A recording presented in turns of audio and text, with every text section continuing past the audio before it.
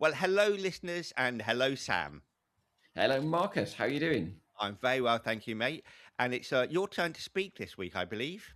My turn. It feels like we're at school. Shall I put my hand up now? Hand up. You've got something to say. Excellent. I did the show recently on offline marketing. It turned out to be a really, really popular show. But there were lots of topics in there that I touched on briefly because there was so much. So I'm going to go into one of them today, and then in some other shows we'll probably go into some of the others. So I'm going to go into networking, and there's so much to say. This is going to be a two-part show. We'll do another one in the future. So yeah, we're going to talk about networking. So a lot of today is going to be about thinking about before you step in the room, almost all of that preparation, then a little bit once you get there. Excellent. One of my favourite phrases: if you're not working, you're not networking. No, that's not right, is it? If you're networking, you're not working. Whatever. One of It's a his good play favourite on phrases, words, right? You isn't could work out what it is. Okay. it? Right. Okay. So networking. So I usually start with why, but I'm not going to. I'm going to go. We talked about that a bit in the work. We talked about that lots. You need to be networking. That we talked about lots before. So I'm going to talk about go into just some detail. So first thing when you think about if you're going to go networking is which networking to go to. There's all sorts of options out there. There's loads and loads to think about. So a few things I think for photographers, it can work slightly differently. For other people, a few things are more important than others. So a few things as a photographer think important. One is locality. So most photographers, well, all photographers work in a particular geographical area. For some, it might be the whole of Europe. For others, it might be the whole of the UK. For others, it's a small area within Solihull. And it doesn't matter what it is, but your network needs to be relevant. Networking group needs to be relevant to your geographic location. And for most photographers, that is kind of near them. Most photographers are doing work nearby them. There's plenty of work nearby them, and that's perfect. So for most, that kind of local networking is absolutely best. There is some sector specific networking which can work really well if you're in that sector. So, for example, there is definitely, I was looking the other day in Manchester, there's a property, networking event. Now, if you're a property photographer, you've got to be there. So, sector specific networking is amazing. Not every sector has it, but some do. And when it does happen and it's your sector, you just got to be there. Why wouldn't you be? So that's, if that works, that's perfect. I think nowadays networking is a mix of online and in person. I think it's COVID, it was obviously 100% online. It went a bit mixed. I think it is more in person now, but there are still online events and some groups are wholly online. I think as a photographer, the in person works better. I don't know what you think, Yeah, Marcus, on that I one. agree with you, Sam. I would think, having spent a lot of time during COVID online, you just don't get that connection with people Well, when you there's a meet them few face things. to The face. the big thing to me is when there's a virtual meeting for Colchester, there's people from all over the bloody place there. The name's irrelevant. Wow, when it's a real meeting in Colchester, nobody's going to drive from Glasgow to get there. But so I think that makes a big difference. It forces it to be. You're right. There is that connection, but it also forces it to be a local meeting. Just the geographical nature of it. Yeah, that makes perfect sense. Yeah, because in COVID, the meetings, claimed to be locations. They were just not. They were just all over the place. And the other thing is events with lots of people. So you can go to a networking event with 4 people. You can go to a networking event with 40 people. I've done both in the last few weeks. You can go to there's no point unless they're really, really the right people going to a networking event where not many people turn up. It works best when it's a busy, vibrant group. I thought obviously when you're booking, you don't necessarily know that. Sure, there's a sort of there's a happy medium, isn't there? Really, I think when it gets too many, it can be a bit overwhelming. I'm not sure. Well, you're quite an extrovert, Sam, aren't you?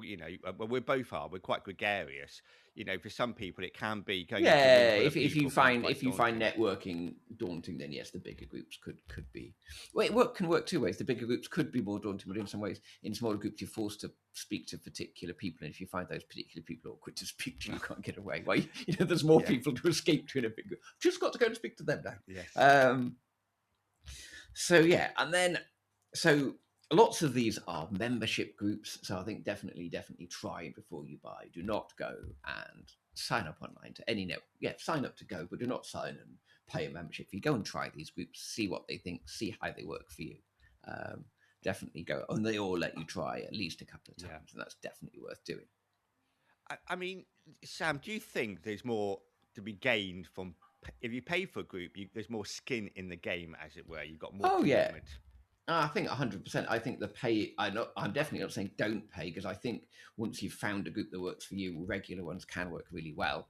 But don't pay before you've been and visited Yeah. and tried some and checked that is the one for you. But no, you're right. The longer, oh well, that's probably more in the second show. But yeah, that longer term commitment is kind of where generally the wider benefits come. Gotcha. Yeah. Yeah.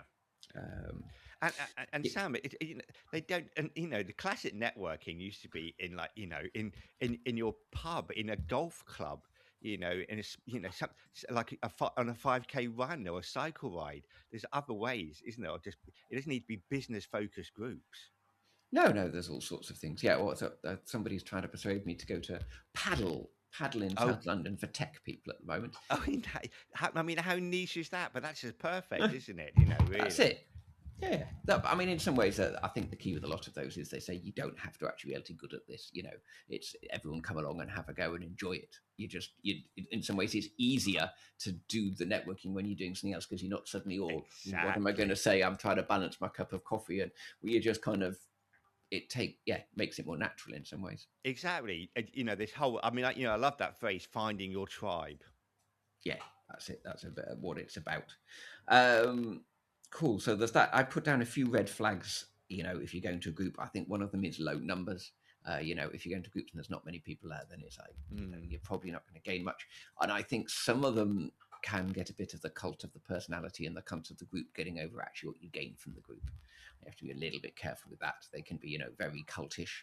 And if they're cultish, but you get a lot of results, then, that's Yeah. fine. But if they're cultish and they're just, the whole thing is focused on growing the network and not the businesses, then you have to kind of wonder Oh, I see what if you that's mean. going to Yes. work. Okay. Yeah.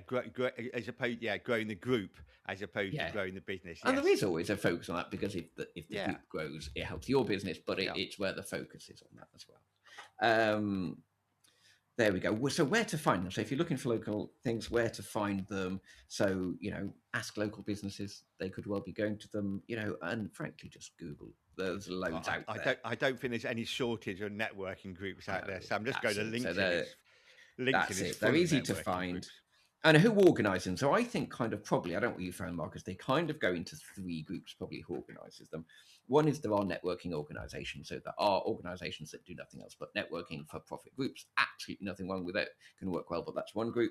There's another group, often people who support businesses doing it. So like local county councils, cities, Mm. regional development agencies are often all trying to promote businesses and help local businesses and get funding for that. So often they will have both business training for free or for low cost and networking events and stuff, and they can be really good.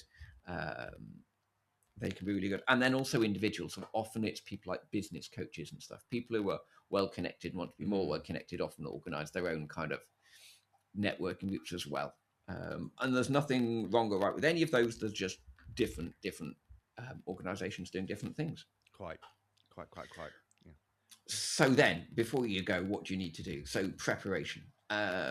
Print business cards. I think I put this in the newsletter the other day. Take business cards. Some You people did. don't have them, and they have fancy digitals. Just bloody print some business cards and take them. You can give them to people. Like, if you want people to remember you, and they've asked for your details, bang. Dead easy. Take business cards. Definitely. Look the part. I think you've talked about this a lot, haven't you, Marcus? About looking the Mm. part. And whatever that part may be, it doesn't mean we all turn up in a suit. If that's not comfortable for you and not relevant to your sector, don't do it. But whatever it is, you've kind of thought about it. I think that's the key, isn't it? Exactly. So it doesn't mean wearing, and I have seen this done where you turn up. Some people always wear incredibly gregarious or loud outfits, and it makes them sort of stand out. Yeah, I think people probably talk more about the outfit than you set the personality. So I think you have to be a little bit careful. But yeah, go on the show that I was talking about on finding your edge. That's exactly the kind of thing. Go as yourself. Be yourself. yeah, that's it.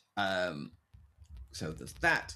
And then there's working out your intro. So almost all networking groups, without fail, some don't do, but almost, you get a slot to introduce yourself, don't you? The odd one don't do this, most do, and they're all very fussy about the time. Some of it's 90 seconds, some of it's 60 That's seconds, right. some of it's 30 seconds. It varies endlessly. Yeah. But effectively, you get a time where you stand up and you tell everybody in the room something about yourself. And this needs planning.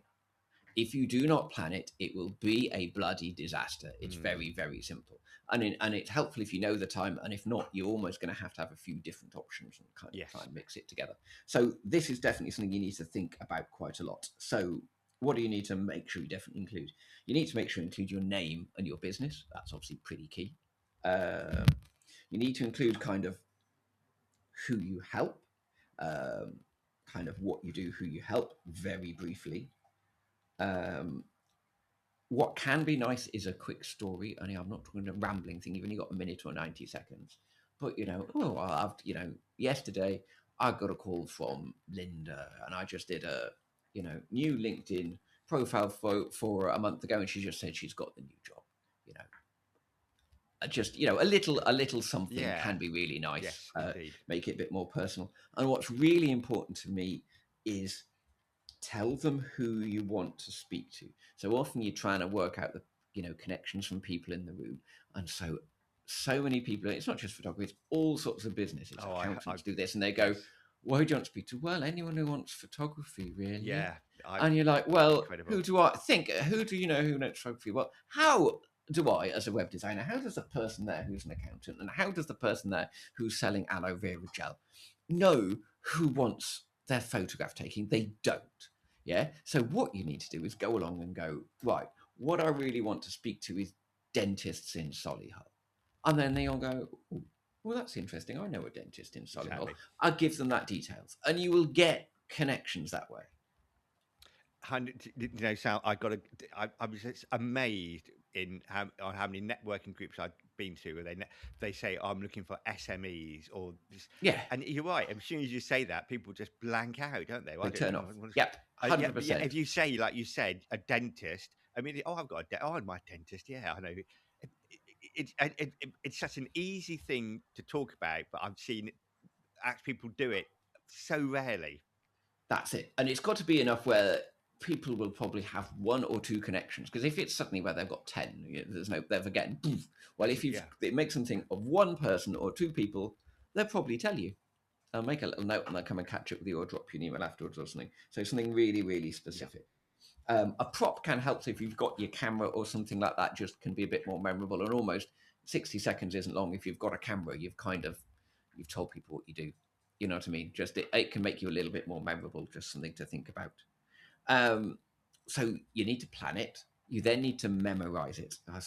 There's a few I went to the other day, and excuse people who are not on video, but they're looking at their phones, they're looking bored, they're looking down, they're looking at their shoes.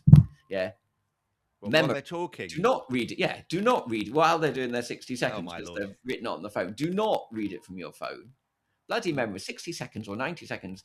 Everybody pretty much can memorize 60 or 90 seconds Well, of the stuff. and Sam, just because it's 90 seconds, you don't have to do 90 seconds. You don't. No, you're right. That's right. You could do 60, but yeah, Well, you can most do people, to 10 be honest, find seconds, it Sam. limiting. You can do You could, 10 yeah. seconds, and that Yes, will you're make right. you And stand out. 10 seconds of really good, positive looking at people and not staring at your shoes, reading your phone is way better than somebody for Yes. 90 seconds Yes. reading from their phone about what they wrote last night. on the way to the meet. Yeah, That's it. I'm very much of the punk aesthetic. Keep it short. Yes, but I mean, 60 seconds is short anyway. But yes, if you could do the 10 seconds approach, you have to do it really, really well, I think. But yes, that could be an approach. And yes, so be confident, be clear and slow. No matter how slow you think you're being, you're probably nervous, so you are faster. There were some I was at the other day, and I literally could not understand them. They were so trying to, because they go, "Oh, it's 60 seconds. I must get as much as possible into my 60 seconds." Blah, blah, blah, blah. And you're like, I have no idea what they said. Yeah. So I think, no matter how slow you feel you're being, if you're slightly nervous and stuff, you're probably not being slow. Be confident and look people in the eye. No, and I don't mean staring at people, just like a brief catch of someone's eye, a brief catch of someone else's. If you start staring at people like that, that gets awkward. And give people that easy referral. And as you said, being memorable is good, but that's a double-edged sword, as you said, isn't it? You know, there's the kind of quirky, there's the memorable to quirky to, and when does that blend into slightly odd and weird? And there's That's right, exactly. And you'll be remembered for the wrong things. that, and we all know from networking events people who have taken that too far, and it definitely, there's a line there where you do want to be remembered, and having something, a little bit different can help, but you've got to, it can be it's a balance to get that just right. Cool. We are running tight on time already. So I think I think that's it. We'll leave it as prep this time, and then we can do on the day next time. Nice one, Sam. Well, it's one of the most important things you can do for your business, but also it's one of the most enjoyable. It can be the most enjoyable. For some people, and in some ways, if it is the most enjoyable, you're the right person doing it. And if it's the most petrifying, maybe actually you're better doing something else. Or like with all marketing, it's you will have to push yourself a bit. I'm not saying if it's a bit of a push, don't do it. But with all marketing, it's got to be a mix of what works for you, what you can actually do. Because if you're the most uncomfortable person in the room, it's not going to work anyway, is it? No, but I think if you're a portrait photographer, yeah, you're going to be pretty good with people. If you're a still life photographer or a landscape photographer, you might do your networking in a different way, or your approach might be different. So you can, the industry you're in will help dictate how you're going to do your networking. That's going to match your personality. Yeah, that's it. Perfect. Cool. Okay. So enjoy your networking next week. Do your planning right, and then we're going to go into kind of what to do on the day. And definitely, if you want to listen to any other shows relevant to this, I think anything where we have Colin D. Smith in, who is the listening expert, is going to be really the ones to listen to, because the key is listening. Mate. Excellent. Yeah, he is really, really good. And I'll just remember that phrase now. It's if you're not working, you should be networking. There we go. Thank you, Marcus. Cool. And on that note, I'll see you next week. See you next week, Sam.